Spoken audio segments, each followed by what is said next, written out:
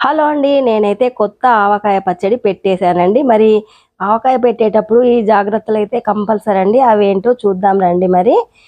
మామిడికాయనైతే ముక్కలుగా కొట్టుకున్న తర్వాత ఇలా టెంకపోయినయన్నీ ఒక దిక్కు, మంచిగా ఉన్నయన్నీ ఒక దిక్కయితే సెపరేట్ చేసుకోవాలండి. మనం ఏ గిన్నెతో అయితే కొలుసుకుంటామో ఆ గిన్నెలో పావు వంతు చొప్పునైతే నువ్వులు, ఉప్పు, కారం తీసుకోవాలండి. ఇంకా నేనైతే ఈ గిన్నెడు ముక్కలైతే పావు వంతైతే నువ్వులు వేయించాను.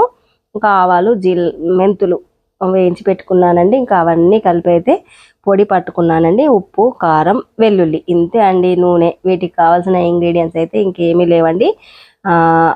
తెలంగాణ స్టైల్లో ఆవకాయ పచ్చడి అనేది లాంగ్ వీడియో కూడా పెట్టానండి. ఇంకా ఈ షార్ట్ చూసిన వాళ్ళు ఎవరైనా ఉంటే పచ్చడి పర్ఫెక్ట్గా కొలతలతో ఎలా పెట్టాలో ఇంకా లాంగ్ వీడియో కూడా చూసేయండి. ఇంకా నేనైతే ఇంతలోకే పచ్చడి కలుపుతూ ఉంటేనే మా వారైతే పసుపు అయితే పట్టించుకొని తీసుకువచ్చారండి. ఇంకా పచ్చడి చూసారా ఎంత చక్కగా ఊరిపోయిందో, గ్రేవీ చాలా బాగా వచ్చింది కదండి. ఇంకా పసుపు కొమ్ములు తెప్పించి ఎండబెట్టిన వీడియో అయితే మీకు ఇదివరకే చూపించానండి. ఇంకా మా వారైతే పసుపు అయితే పట్టించుకొని వచ్చారు. ఇలా జాగ్రత్త చేసుకుంటే సంవత్సరం అంతా నిలవ ఉంటుందండి. ఆర్గానిక్ పసుపు అన్నమాట అండి. మరి థ్యాంక్ యూ ఫ్రెండ్స్, ఉంటానండి. నా ఛానల్ని సబ్స్క్రైబ్ చేయండి, లైక్ చేయండి, షేర్ చేయండి.